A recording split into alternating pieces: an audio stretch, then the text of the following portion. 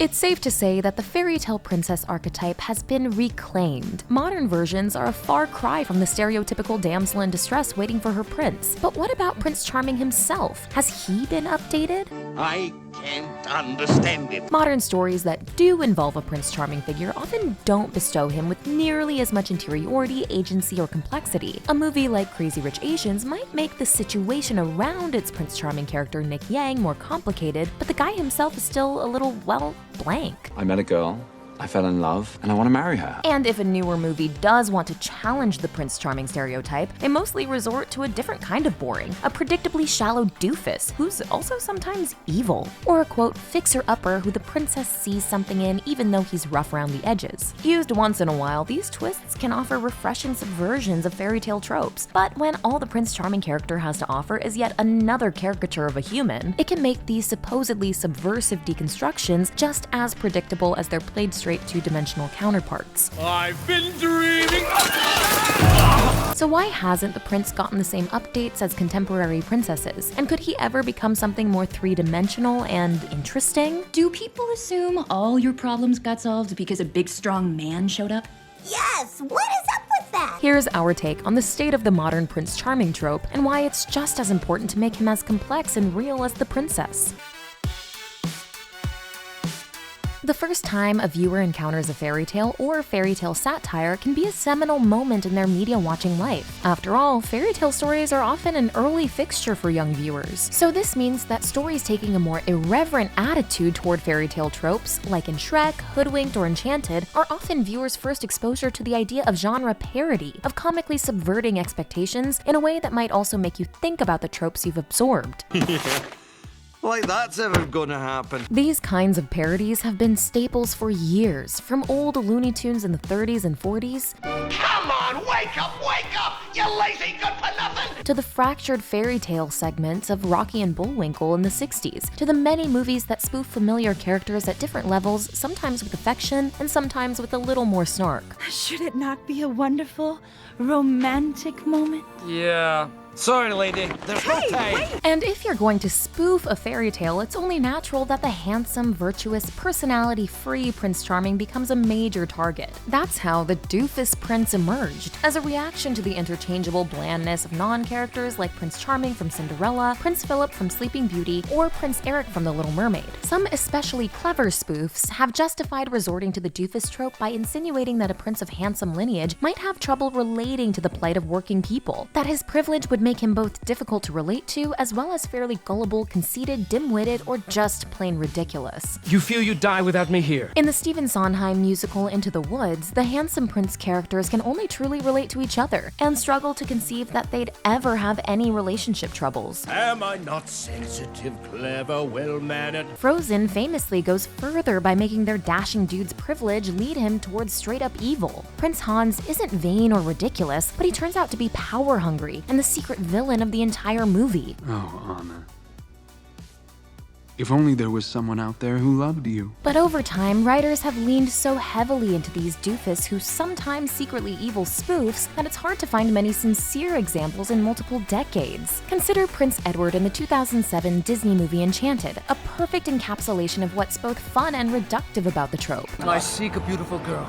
My other half, my one coquette. Edward is made to be a silly and even sympathetic prince. But why wasn't he allowed to go through any character development? More to the point, what was even really being spoofed by this point? When Enchanted came out, there were already 3 Shrek movies parodying fairy tale tropes, and here Disney was making fun of a character type it hadn't actually used in years. Poor chipmunk.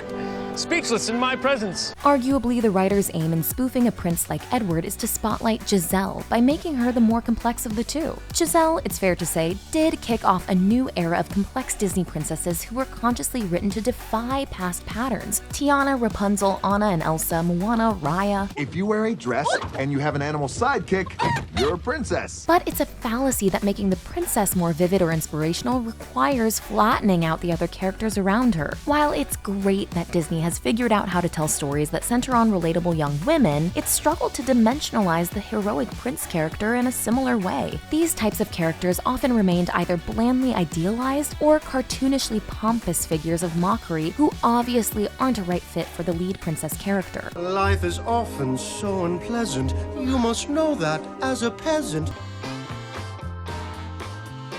In other story examples, we can see that writers have also relied on another royal trope, the fixer-upper prince. Actually, Disney had already done the doofus versus the fixer-upper back in 1991. Beauty and the Beast contrasts strapping Gaston, the villainous doofus prince type, with the Beast, the true handsome prince who just needs a little, work. He's a fixer-upper, in that he needs to learn love, humility, and selflessness before he can win the heart of Belle, who was never remotely interested in Gaston's dumb jock cockiness. You know, Belle, there's not a girl in town who wouldn't love to be in your shoes. The fixer-upper is also used in Frozen as a counterpoint to the evil prince trope. While Hans, the seemingly perfect Prince Charming figure, is actually a conniving bad guy attempting to gain power by seducing Anna into a quick marriage, Kristoff, who is rougher around the edges, turns out to be Anna's real love interest. There's even a whole song joking about how Kristoff is a bit of a fixer-upper, listing his many off-putting qualities. He's just a bit of a fixer-upper. He's got a couple of bugs. No, I don't. Though, of course, to help make her a more complex female character, both princely interests end up being secondary to the bond she shares with her sister. Shrek features a similar reshuffling of expectations. The princess isn't a helpless damsel, and the true prince figure isn't who either the princess or the audience is supposed to expect. Instead, it's the big grumpy ogre, who doesn't always say the exact right thing. But through falling in love with Fiona, he becomes more tender, as his life becomes more fulfilled. In Bridgerton, Simon Bassett is an emotional fixer-upper. He's already baseline charming and desirable, so not in need of much outer fixing. But he must face his inner demons to embrace and respect his and Daphne's love for each other. Just because something is not perfect does not make it any less worthy of love. Still, as we've seen, the fixer-upper solution to the prince problem is, like the spoofed doofus, far from new and pretty played out by now. So what messages are they actually sending us? If you're still waiting for Prince Charming to swoop into your life and share his Netflix account with you, then chances are you're wasting your money on subscriptions. It's shocking, but 80% of people have subscriptions they forget about, like that Amazon Prime trial you forgot to cancel, or the Hulu account you haven't used since last year. If that made you want to rush to your account and check every outgoing payment, hold up. There's this great app I used that helps me track all of my expenses. And because of it, I no longer waste money on subscriptions I don't even use. You might have heard of it. It's called Rocket Money, formerly known as Truebill. It's so helpful. It groups your subscriptions together and even cancels whatever you don't want for you. The really eye-opening part for me was when Rocket Money found subscriptions I didn't know I was still paying for, and even one instance where I'd been double charged for one. It's so easy to cancel through Rocket Money too. They literally take care of everything for you, so it's a totally stress-free experience. And you'll start saving straight away. Get rid of useless subscriptions with Rocket Money now. Go to rocketmoney.com/thetake. Seriously, it could save you hundreds per year. That's rocketmoney.com/thetake. So far, these Prince spin-offs do convey worthwhile takeaways, but they're mostly warnings or lessons aimed strictly at female viewers, at least so far. The first worthwhile lesson we glean from the doofus or bad guy prince, that young women shouldn't spend their lives trying to impress a man or a partner to depend on, but instead focusing on herself. Frozen hammers home that we shouldn't get swept away by the first guy who mirrors our naive, sometimes Disney-based expectations of what the perfect Prince Charming looks like. You can't marry a man you just met. You can if it's true love. Anna, what do you know about true love? Elsa is even more independent and concerned with achieving her own satisfaction rather than tying it to a love interest. Later, Disney characters like Moana and Raya also bypass strapping prince types entirely, either because they have other concerns, like Moana, Wayfinding. Lesson 1. or Raya, who is also somewhat queer-coded. Yeah, I might be a little bit of a dragon nerd. Hey, I'm the one wearing the Sisu fan necklace. Then again, sometimes this message to always think independently and sideline the guy falls a little flat. That's because it ignores a pretty prominent part of life, romantic relationships, perhaps out of writers' fears of falling into the tired trap of solving all a woman's problems with a handsome prince. But as Akash Nicholas writes for The Atlantic in 2014, there is nothing wrong with girls or boys dreaming of Prince Charming, as long as it's not the only dream we give them. The second message we glean from the fixer-upper, that young women should accept guys who may not look exactly like Prince Charming, but who reveal other positive attributes, even if they're hidden under a prickly exterior or sarcastic grumpiness. There's a lot more to ogres than people think. Ogres are like onions. The fixer-upper prince is also part of countless modern romantic comedies for more grown-up audiences. In 27 Dresses, for example, Jane must let go of the handsome guy she's hung up on and open herself up to a charming but more cynical guy who both challenges and appreciates her. And he's played by James Marsden, enchanted, silly Prince Edward himself. These are the things that make up a life together. No.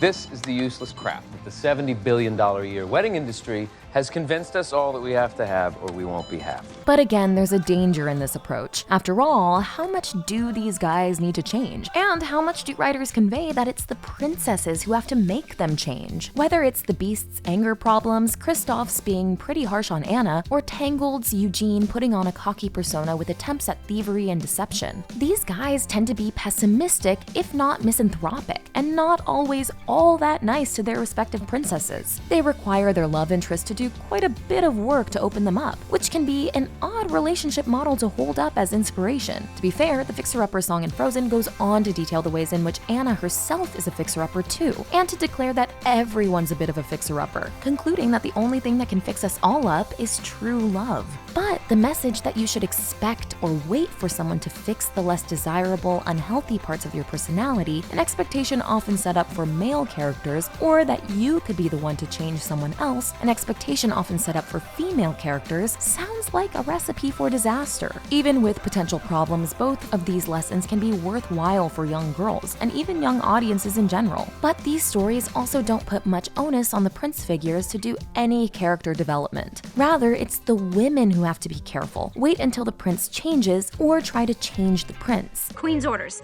She's named you the official Arendelle Ice Master and Deliverer. As a result, few of these stories offer useful guidance to boys or anyone in the audience who might look to the prince as a role model. There are some important exceptions to this. Prince Naveen from 2009's The Princess and the Frog, for instance, is handsome and charming, but also changes over the course of the movie, humbled by his experience as a transformed frog and his love for Tiana. I admit it was a charmed life until the day my parents cut me off, and suddenly I realized I don't know how to do anything. And more recently, in 2020's and 2021's first two seasons of Bridgerton, both Simon and Anthony need to face up to their own traumas, inherited misogyny, and self-destructive ways of thinking before they can really show up in relationships. I want a life that suits us both.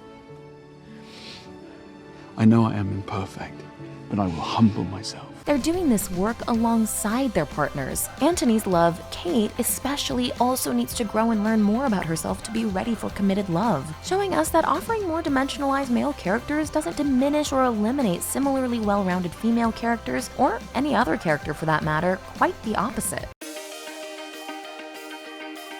Nowadays, when studios who specialize in traditionally female-targeted entertainment, like fairy tales or romantic comedies, try to make more male-oriented stories, they shy away from Prince Charming types entirely. Disney's attempts to appeal to boys in the 2000s resulted in adventure stories like Atlantis or Treasure Planet, or coming-of-age stories like Brother Bear or Meet the Robinsons. Adult-oriented romantic comedies that assume a more male point of view, like The 40-Year-Old Virgin or Wedding Crashers, tend to focus more on male friendship and raunchy antics than they do on the dynamics of romance. Number one, stop being a pussy.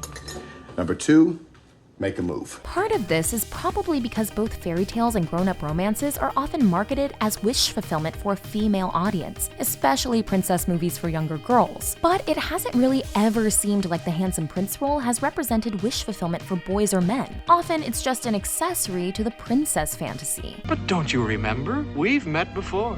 We have? Well, of course. You said so yourself. Once upon a dream. The problem with this is that it perpetuates a vicious cycle of gendering stories that often flatten characters along gendered lines, reinforcing a narrative that boys aren't supposed to care about finding themselves in romances or stories about self-development through love. This all works to glorify idealized versions of love that are fed to us through mysterious caricatures, instead of through relatable, complex people. That's why we need better, more responsible writing by what writer and social activist Bell Hooks called our society's image makers. So how can our image image makers tell more responsible, handsome prince stories where the prince isn't just a vacant character accessory, a spoof, or a narrative trick. It will require adaptation and pressure on writers, just as it has for princesses and romantic heroines. The key may be to have something going on for our princes outside their dashing desirability. Hobbies, quirks, things that bring them joy, much like how most Disney princesses are no longer defined purely by romantic destiny, as well as have interests like Tiana's passion for cooking or Moana's love of seafaring. Yet, in Disney currently, having outside interests seems to take male characters out of the running of being a prince, like we see with Maui and Moana. So maybe we also need to think more broadly about what constitutes a prince-like character in the first place, a question that is even perplexing real-life monarchies today. We can think of the Disney versions of Hercules or Tarzan as de facto Disney princes, even though they aren't really defined that way. Just as characters like Moana or Raya don't necessarily need to hold an official princess title to obviously belong in that group. People always do crazy things when they're in love. We can look back to 90s Disney princes like Aladdin and Simba, whose complicated relationships to class and ruling were examined with depth and sympathy. Or perhaps characters like Prince Edward in Enchanted or Nick Young in Crazy Rich Asians should no longer be conceived as either spoofs or approximations of a Prince Charming who doesn't really exist, and could instead be treated more like fleshed out people than a type or plot device. Have you any last words before I dispatch you? Of course, young people of any gender can take lessons from the strong qualities of princess characters, so it's not as if every movie needs to center an especially complex or role model-esque male character. But why not make these characters better if you can? Putting well-written characters of any gender together will only strengthen them all further. The more complex the characters at the center of the story, the more earned the happily ever after will feel. No, forget about happily ever after, it doesn't exist. Well, of course it does!